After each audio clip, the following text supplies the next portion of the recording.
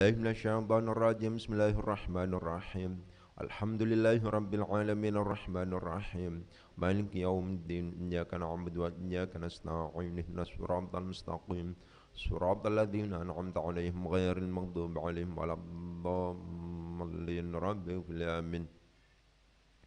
Untuk pembangunan pondok niki supaya diparing kemudahan dan kelancaran oleh Allah Subhanahu wa taala.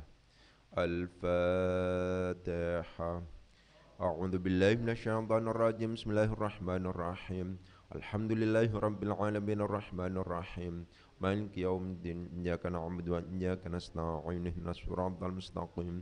Siratal ladzina an'amta 'alaihim ghairil maghdubi 'alaihim waladdallin. Rabbil alamin. Untuk keluarga besar Al-Bidayah, semoga Allah Subhanahu wa taala diparingi kesehatan, diparingi kemudahan dalam rangka bertalabul ilmi, diparingi kesuksesan dalam rangka menjalani kehidupan, dan oleh Allah Subhanahu wa taala dilindungi dari bahaya narkoba dan kenakalan remaja. Al-Fatihah. A'udzu billahi minasyaitonir rajim. Bismillahirrahmanirrahim. Alhamdulillahirabbil alamin arrahmanir rahim. Maliki yaumiddin. Iyyaka na'budu wa iyyaka nasta'in. Ihdinas siratal mustaqim.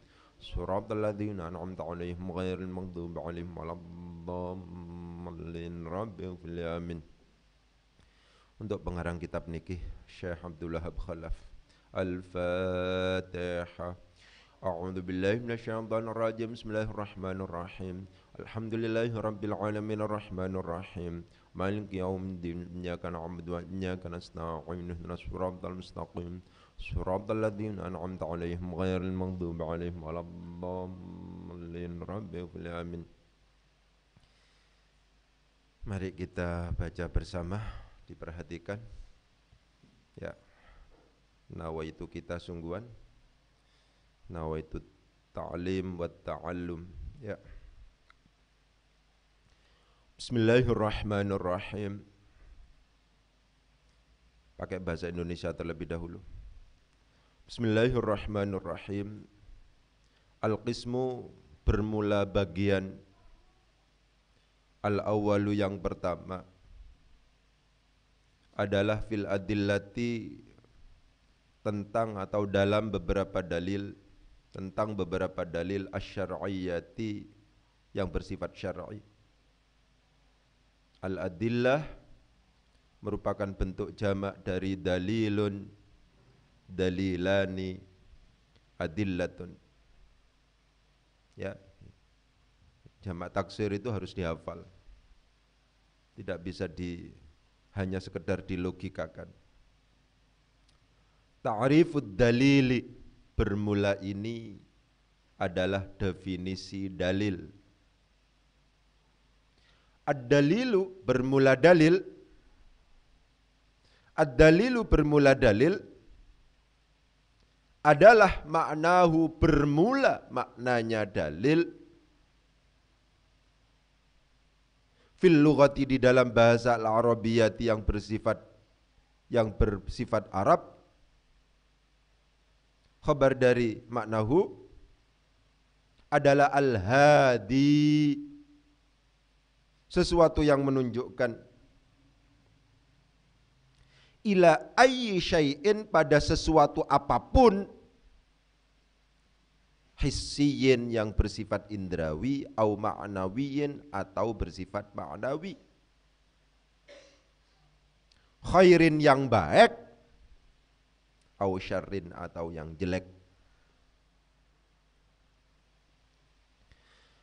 Wa amma maknahu, dan adapun bermula maknanya dalil fi istilahil usuliyin, dalam istilah para ahli usul.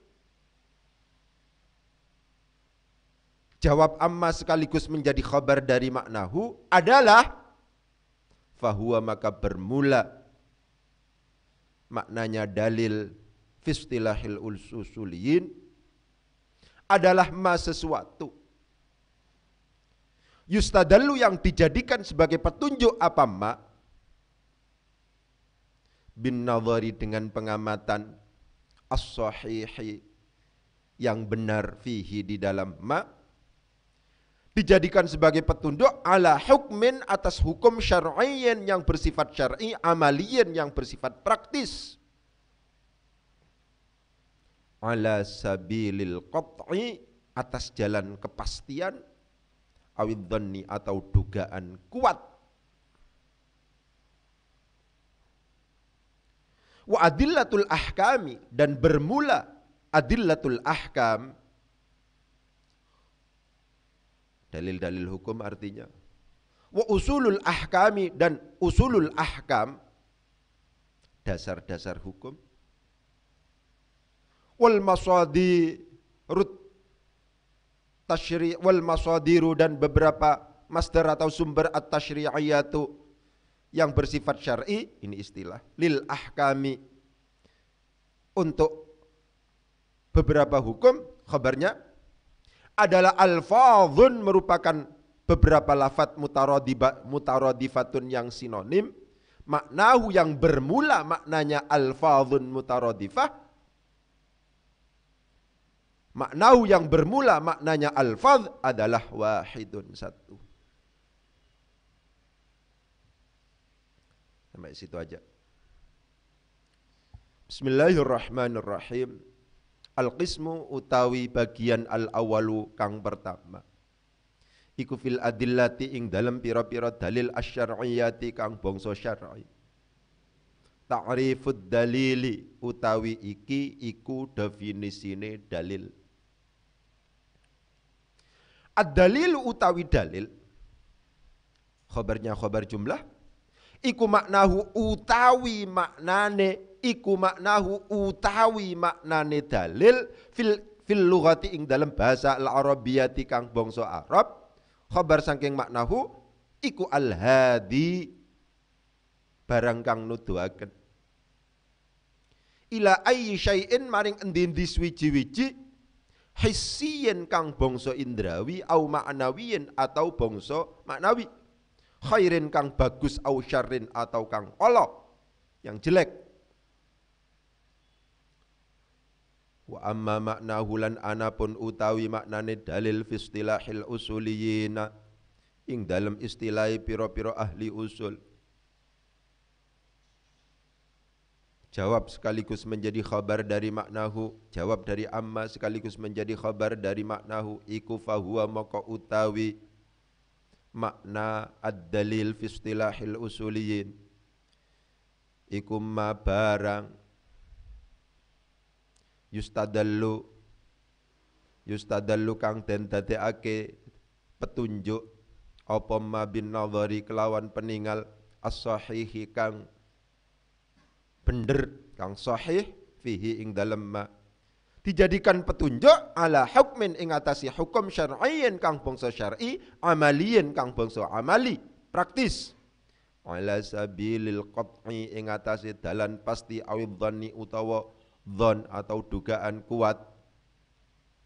Wa adillatul af'ali lan utawi istilah adillatul af'al, dalil-dalil hukum. Wa usulul ahkami lan pokok-pokoke pira ahkam, pira-pira hukum. Wal masadiru at-tasyri'iyatu dan masadirut tasyri'iyah lil ahkam, sumber-sumber syariat tasyri' untuk ahkam. Khabarnya sekarang iku alfadhun pira-pira lafat mutaradifatun kang sinonim, maknaha kang utawi maknane alfat, maknaha kang utawi maknane alfat iku wahidun siji. Itu cara bacanya. Ayo kita analisis sekarang. Yang pertama tentang al-qismul awwalu. Perhatikan kata-kata al-awwalu di situ. Kita masuk dalam bab adat. Ketika kita bertemu dengan adat, bilangan,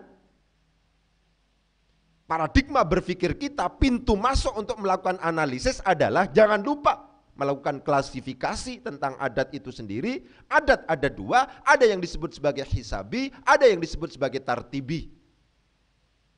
Ya, saya ingatkan, kalau seandainya kita bertemu dengan isim adat, bilangan, pintu masuk sebagai analisis adalah klasifikasi adat menjadi dua, yaitu adat yang sifatnya hisabi, ada yang sifatnya tartibi.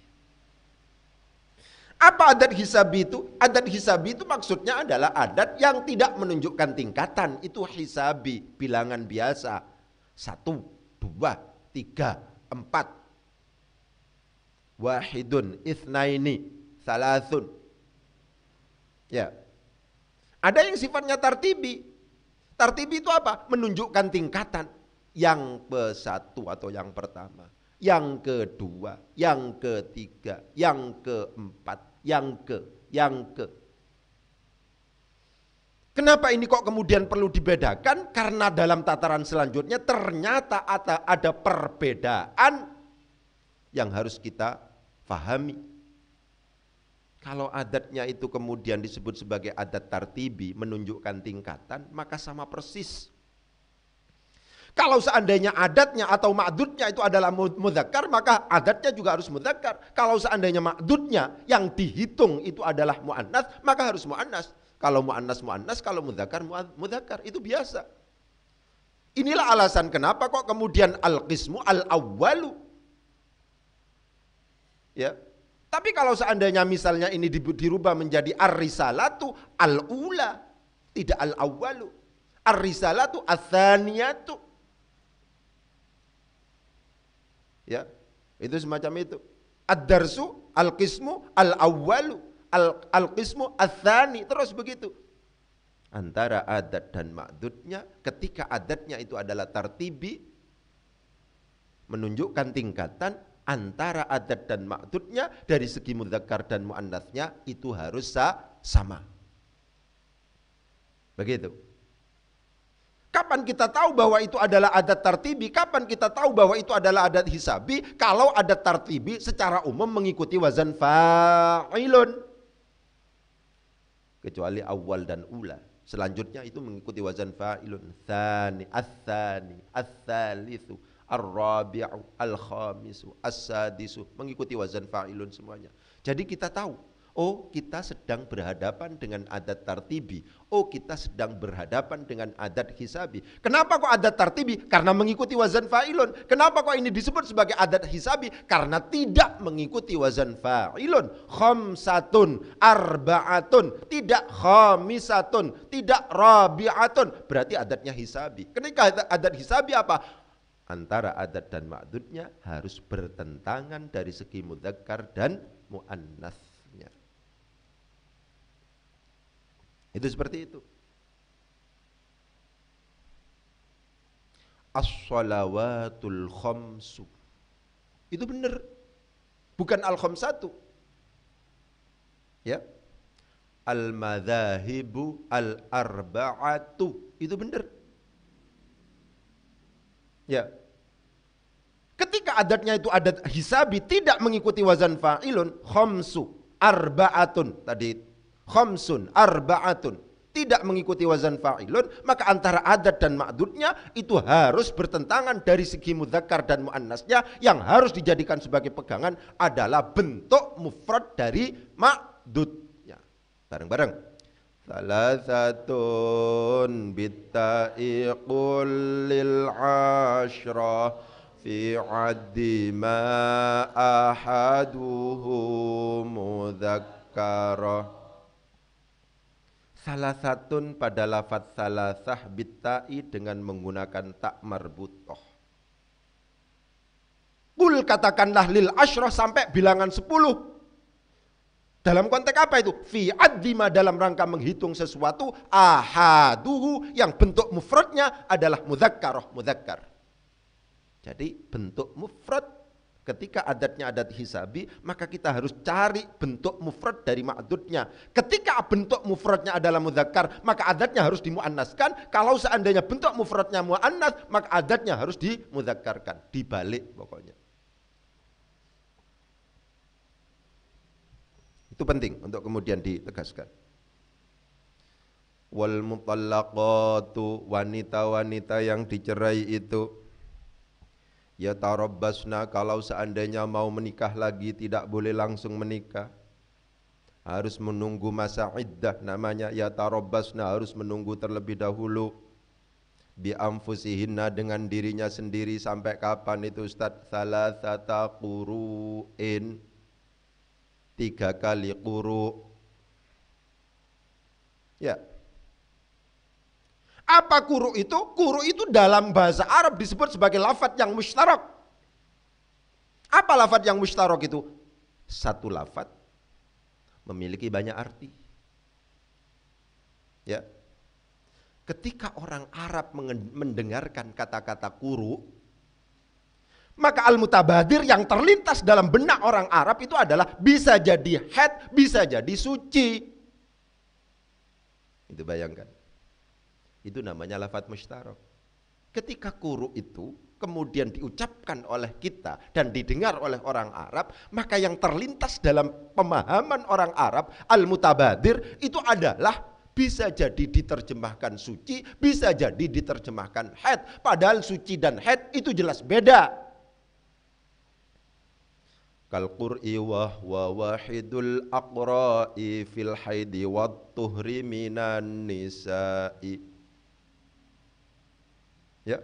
Kal qur'i wa wahidul aqra'i fil haidi wat tuhri minan nisa'i. Itu nazamnya begitu. Jadi kal qur'i wa huwa wahidul aqra'i. Qur'u seperti lafadz qur'u itu adalah bentuk mufrad dari aqra'. Fil haidi wat tuhri minan nisa'i, itu diterjemahkan dalam konteks haid dan tuhr dan suci. Ya, itu diperhatikan. Kal qur'i wa huwa wahidul aqra'i fil haidi wat tuhri minan nisa'i. Dalam konteks inilah karena adat istinbat hukum antara Hanafiyah dan Syafi'iyah itu berbeda. Masalah adat, ini kita masuk masalah adat, diperhatikan.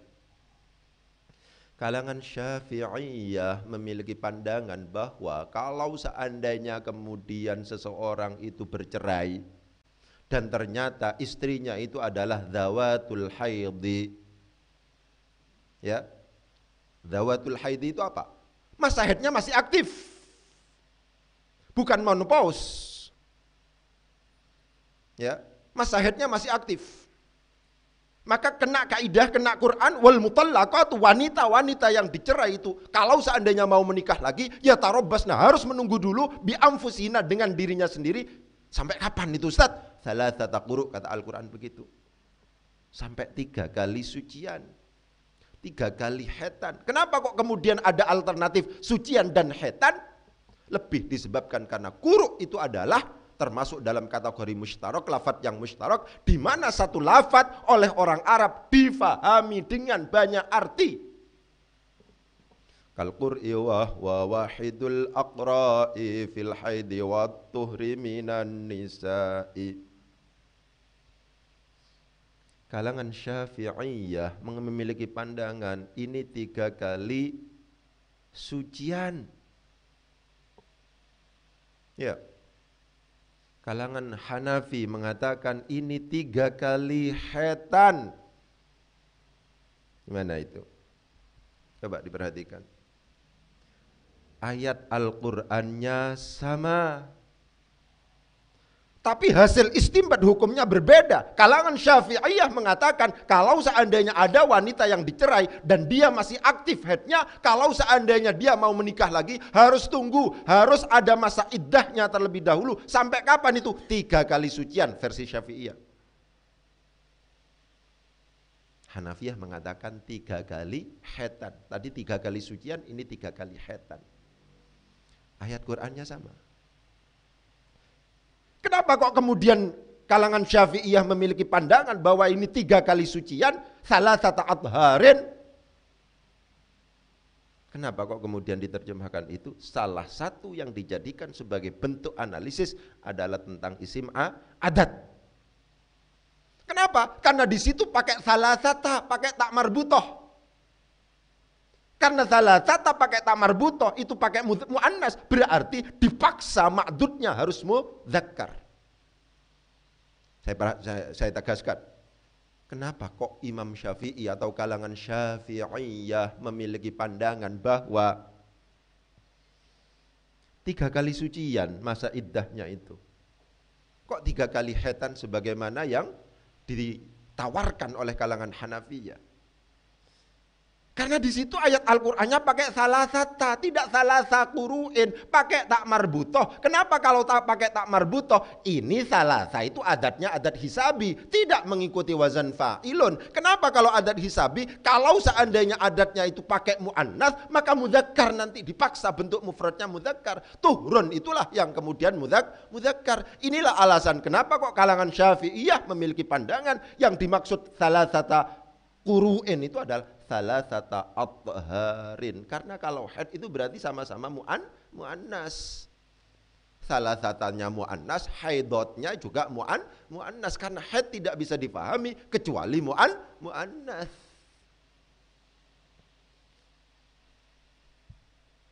Ya, itu. Ternyata analisis nahwu itu pada akhirnya juga berdampak pada istimbat hukum juga. Ini berdampak pada istimbat hukum. 3 kali sucian, yang satu 3 kali haitan. Lalu kenapa kok kemudian yang namanya Abu Hanifah memiliki pandangan, kalangan Hanafiyah memiliki pandangan 3 kali haitan bukan 3 kali sucian? Pendekatan yang digunakan berbeda. Yang satu menggunakan al-qawaid al-usuliyah al-lughawiyah, kaidah-kaidah usul fikih yang bersifat kebahasaan, sedangkan yang satunya kalangan Hanafiyah memiliki pandangan atau melakukan istidlal, analisis hukumnya itu dengan menggunakan pendekatan tasyri'iyah, al-qawaid al-usuliyah at-tasyri'iyah. Apa al-qawaid al-usuliyah at-tasyri'iyah itu? Substansi dari iddah itu sebenarnya tujuan makosidnya. Ya, ngomong makosid. Tujuan dari iddah, kenapa kok kemudian ada masa tunggu? Masa tunggu itu tidak lain kemudian disyariatkan lebih disebabkan untuk mengetahui apakah yang namanya rahim itu sudah terbebas dari kehamilan atau tidak, ada pembuahan atau tidak. Innama syuriat angin pastine syuriat disyariatkan opo al-iddatu iddah lima'rifati bara'atir rahim, untuk mengetahui yang namanya rahim apakah kemudian baro'ah terbebas dari pembuahan atau tidak. Dan itu berarti haid bukan suci.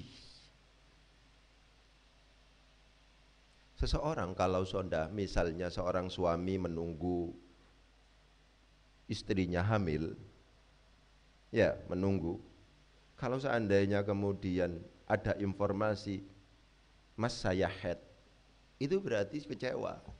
Misalnya begitu. Karena apa? Secara umum ketika sudah terjadi haid itu tidak ada pembuahan. Berarti apakah di situ terbebas dari pembuahan atau tidak? Standarnya adalah haid, bukan suci. Ya kan? Karena standarnya adalah haid, maka diterjemahkan 3 kali haidan bukan 3 kali sucian. Ya, yang satu dengan menggunakan al-qawaid al-lughawiyah, al-qawaid al-usuliyah al-lughawiyah, yang satu menggunakan al-qawaid al-lughawiyah at-tasyri'iyah, yang satu menggunakan pendekatan kebahasaan, sehingga hasilnya kalangan Syafi'iyah 3 kali sucian. Kenapa? Karena salasata itu pakai tak marbutoh, bukan salasa, tapi salasata. Oleh karena demikian maka ma'dudnya yang dihitung harus dipaksa mudzakkar, dan pilihan 2 itu antara suci dan haid, yang mudzakkar adalah suci. Itu semacam itu. Ya. Lah yang satu menggunakan pendekatan tasyri', pendekatan makosid. Substansi dari iddah itu disyariatkan lebih disebabkan untuk mengetahui dengan pasti bahwa di situ apakah ada pembuahan atau tidak. Untuk mengetahui apakah di situ terjadi pembuahan atau tidak, itu standarnya adalah haid bukan suci. Karena demikian maka kalangan Hanafiyah dengan menggunakan pendekatan yang sifatnya al-qawaid al-usuliyah at-tasyri'iyah itu memiliki pandangan bahwa 3 kali haidan bukan 3 kali sucian. Oleh sebab itu saya katakan, ya jangan diremehkan ilmu nahwu itu. Ya, saya tidak percaya kalau seandainya ada orang ahli agama nggak ngerti nahwu. Nggak percaya saya itu. Ahli agama nggak ngerti nahwu itu. Pendekatan yang paling sederhana untuk kemudian bisa memahami Al-Quran dan Al-Hadis itu nahwu, paling sederhana itu. Ya, oleh sebab itu sampean kudu belajar nahwu sorof itu, ojo diremehkan. Ya, begitu. Saya pernah itu, yang seperti yang saya katakan itu. Ya, karena kebetulan saya terlibat di MUI misalnya. Itu kan ada yang jargon kembali kepada Al-Quran, kembali kepada Al-Hadits yang begitu itu. Ya kan sulit kembali kepada Al-Quran. Kalau seandainya berdasarkan terjemahan kan nggak cukup itu. Ya, kemudian kita kejar, kenapa Alhamdulillah kok terjemahannya segala puji? Itu bingung sudah. Alhamdulillah itu kan artinya pujian, bukan segala puji. Kenapa kok ditambahi segala? Berarti nambah-nambahi terjemahan dong, nggak boleh dong. Ya kan? Itu begitu. Kalau orang nahwu ngerti, apa rahasianya? Padahal al itu banyak dalam bahasa Arab. Ada yang kemudian disebut sebagai al-jinsiyah, ada yang disebut sebagai al-ahdiyah, ada yang disebut sebagai al-lazimah, ada yang disebut sebagai al-zaidah. Banyak al itu. Al-jinsiyah itu kemudian ada dua yang disebut sebagai istighraqiyah dan bayanil haqiqah. Kapan kita mengatakan al-jinsiyah itu menunjukkan istighraqiyah? Kalau seandainya posisinya memungkinkan untuk kemudian digantikan oleh lafadz kullun. Itu. Jadi sampean kudu serius memang. Ya. Ahli agama itu memang kudu serius. Satu saja sudah nahwu dikuatkan sampean. Nanti akan nular sampean itu di yang lain. Ya. Begitu. Itu penting untuk kemudian ditegaskan. Jadi dalil yang satu memungkinkan pada akhirnya difahami beda karena pendekatannya beda. Wal mutallaqatu yatarabbasna bi anfusihinna thalathata quru, difahami oleh kalangan Syafi'iyah dengan 3 kali sucian. Kalangan Hanafiyah mengatakan 3 kali khaitan, lebih disebabkan yang satu dengan menggunakan al-qawaid al-usuliyah al-lughawiyah, satunya lagi dengan menggunakan al-qawaid al-usuliyah at-tashri'iyah.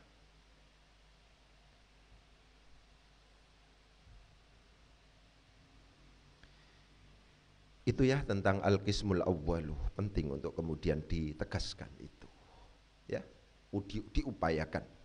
Jangan sampai kemudian paradigma berpikir kita ketika kita bertemu dengan adat, ini adatnya hisabi atau tartibi. Bagaimana kita mengetahui ini tartibi, ini hisabi, mengikuti wazan fa'ilun atau tidak? Kalau seandainya mengikuti wazan fa'ilun berarti tartibi, antara adat dan ma'dudnya itu adalah sama-sama mudzakarnya, sama-sama mu'annatsnya. Kalau adatnya itu hisabi, maka antara adat dan ma'dudnya itu harus berlawanan dari segi mudzakar mu'annatsnya berdasarkan kaidah di dalam Alfiyah, thalathatun bitta'iqul lil asyrah fi 'addi ma ahaduhu mudzakkar.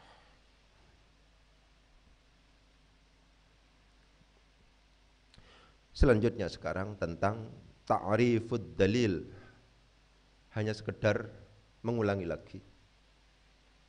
Saya harus tegaskan begini.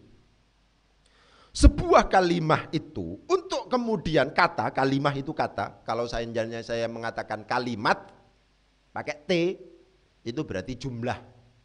Kalimat itu kalau saya ucapkan kalimat itu adalah SPOK, subjek predikat, kadang-kadang ada tambahan objek keterangan. Tapi yang paling penting subjek predikat itu kalimat. Dalam bahasa Arabnya itu disebut sebagai jumlah. Kalau kalimah pakai H, ya, itu adalah kata maksudnya.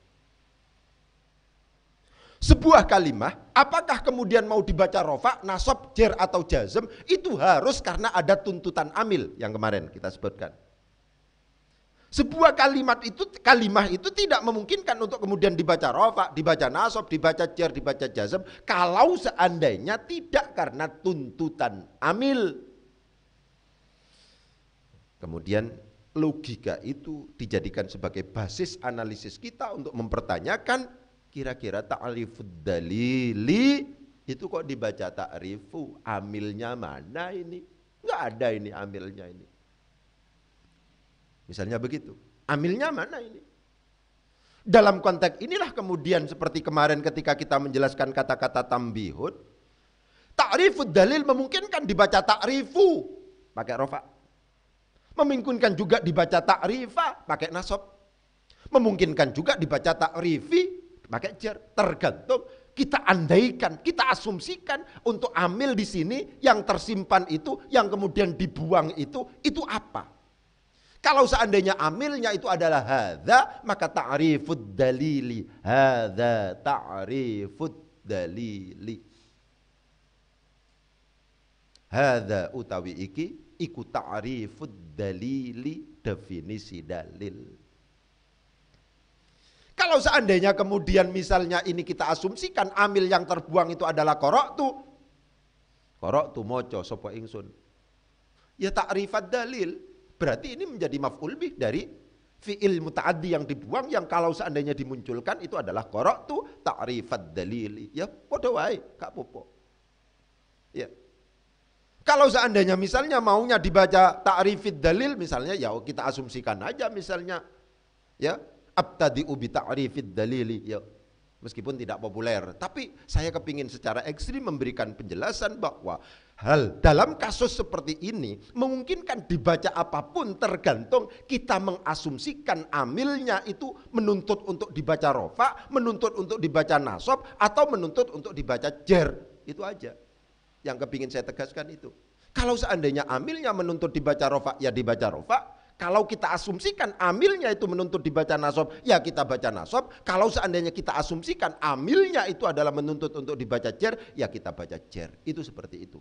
Pokoknya yang paling penting konsistensi berpikir kita adalah tidak ada kalimah dibaca rofa tidak karena tuntutan amil. Tidak ada kalimah dibaca nasab tidak karena tuntutan amil. Tidak ada kalimah dibaca jer tidak karena tuntutan amil. Tidak ada kalimah dibaca jazm tidak karena tuntutan amil. Itu seperti itu sing paling penting.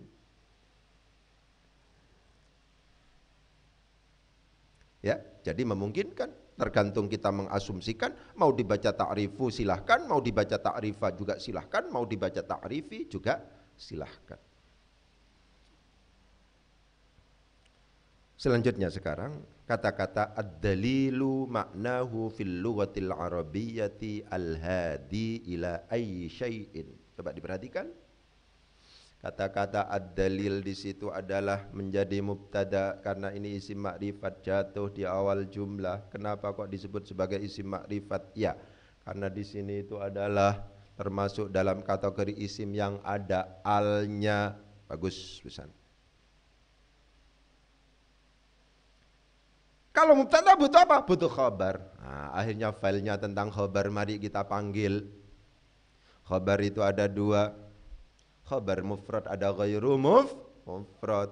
Ghairu mufrad itu ada dua, ada yang jumlah, ada yang syibhul jumlah. Yang jumlah ada dua, ada fi'liyah, ada ismiyah. Yang syibhul jumlah itu ada dua, ada jarun wa majrurun dan juga ada dhorof.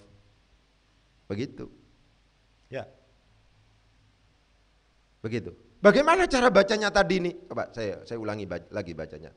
Ad-dalilu bermula dalil adalah maknahu bermula maknanya dalil fil lughati di dalam bahasa Arab, fil lughati di dalam bahasa al-arabiyyah yang bersifat Arab adalah al-hadi, sesuatu yang menunjukkan. Perhatikan. Maknahu jadi mubtada, al-hadi jadi khabar. Gabungan maknahu dan al-hadi itu adalah jumlah ismiyah. Jumlah ismiyah itulah yang kemudian menjadi khabar dari ad-dalil. Berarti khabarnya apa? Khabar jumlah. Saya ulangi lagi. Kalau seandainya dibaca pakai bahasa Jawa sekarang, ad-dalilu utawi dalil iku maknahu utawi. Iku maknahu utawi maknane dalil. Fil lughati ing dalam bahasa al-arabiyyati kang bangsa Arab iku al-hadi barang kang nuduhaken. Perhatikan. Maknahu jadikan mubtada, al-hadi sebagai khabar. Gabungan maknahu dan al-hadi itu adalah mubtada khabar, berarti jumlah ismiyah. Jumlah ismiyah itulah yang kemudian menjadi khabar dari ad-dalil, dari mubtada ad-dalil.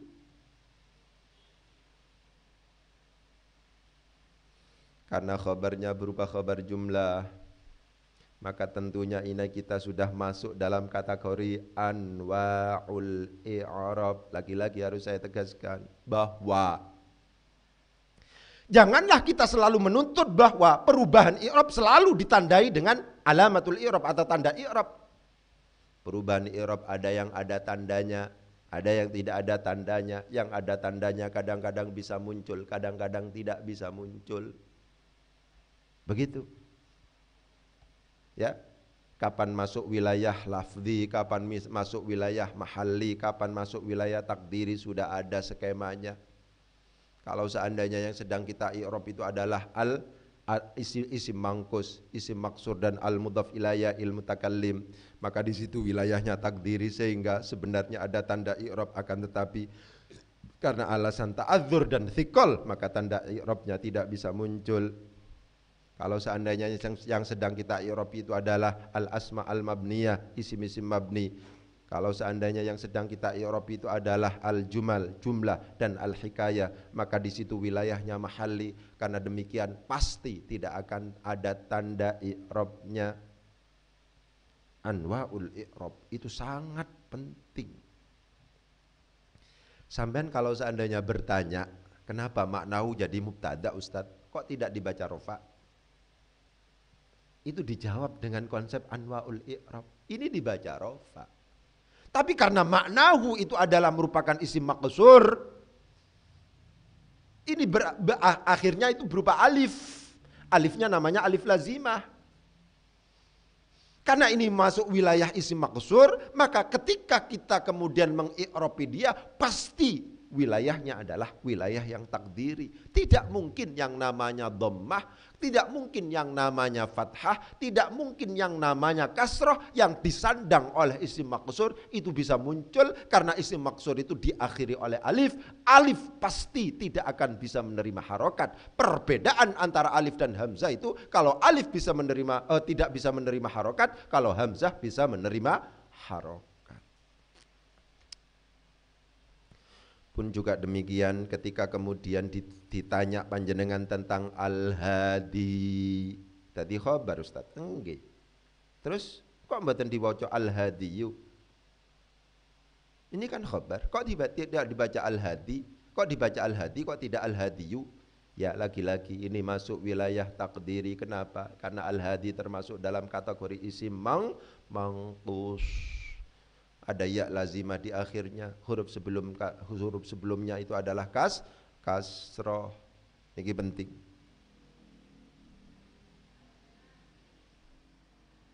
Ya. Selanjutnya adalah tentang khairin dan syarrin, diperhatikan di situ. Ya, ini pengalaman aja sampean untuk jadi catatan. Kata-kata khairin dan syarrin ini perlu mendapatkan kajian. Kenapa? Karena ini multi status. Kadang-kadang dianggap sebagai isim sifat, kadang-kadang tidak dianggap sebagai isim sifat. Dianggap sebagai isim tafdil kadang-kadang, padahal kita tahu bahwa isim tafdil itu selalu mengikuti wazan af'alu dan fu'la. Ya kan? Isim tafdil itu mengikuti wazan af'alu. Yang artinya paling, yang artinya lebih, itu mengikuti wazan af'alu atau fu'la. Kalau seandainya mudzakkar itu af'alu, kalau seandainya muannasnya itu adalah fu'la. Kiamat kubro, kiamat yang paling besar. Kenapa kok diterjemahkan paling? Ya karena isim tafdil. Kok tahu kalau itu isim tafdil? Karena mengikuti wazan fu'la. Istighosah kubro, istighosah paling besar. Kenapa? Karena mengikuti wazan fu'la. Ya kan? Misalnya, haul akbar, paling besar. Mengikuti wazan af'alu. Ya kan? Kalau seandainya kemudian panjenengan misalnya saya tanya misalnya, apa artinya khairun nas anfa'uhum linnas? Paling baiknya manusia. Sebaik-baiknya itu maksudnya paling baiknya manusia. Berarti kata-kata khairun yang tidak mengikuti wazan af'alu itu memungkinkan pada akhirnya dianggap sebagai isim tafdil. Kenyataannya begitu memang. Syarrun nas, paling jeleknya manusia. Khairun nas. Jadi ini catatan khusus. Kita beri informasi murid-murid kita bahwa kata-kata khairun, kata-kata syarrun meskipun tidak mengikuti wazan af'alu, itu secara arti memungkinkan untuk kemudian diterjemahkan dengan isim tafdil. Begitu. Ya. Ada kadang-kadang diterjemahkan masdar. Wa ma taf'alu min khairin, kejelek atau kebaikan yang kamu lakukan, kebaikan. Wa ma taf'alu min khairin ya'lamhullah.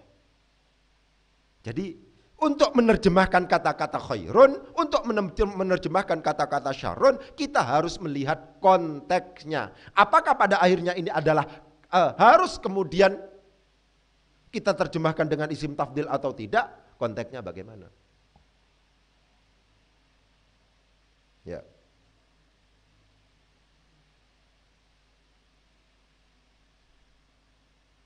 Ana khairun, saya lebih baik. Minka, minhu. Ya, lebih baik di situ. Kata-kata khairun. Yang penting adalah, ya ini lagi-lagi kalau ngajar itu, gak apa-apa, gak paham murid-murid kita, tapi sekilas info. Yang penting kita informasikan. Khairun itu meskipun tidak mengikuti wazan af'alu, tapi memungkinkan pada akhirnya untuk kemudian diterjemahkan dengan isim tafdil. Khairun nas anfa'uhum linnas. Inna syarrad dawabi. Ya, sesungguhnya yang paling jeleknya binatang atau makhluk itu.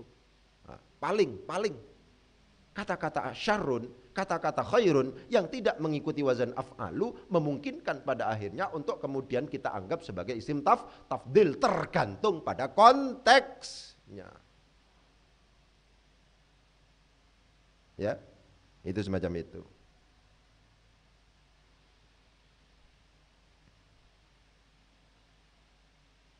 Ya, ini karena keterbatasan waktu, mungkin itu yang bisa saya sampaikan, kurang lebihnya mohon maaf. Wabillahi taufiq wal hidayah. Wassalamualaikum warahmatullahi wabarakatuh. Ayo silakan ayo.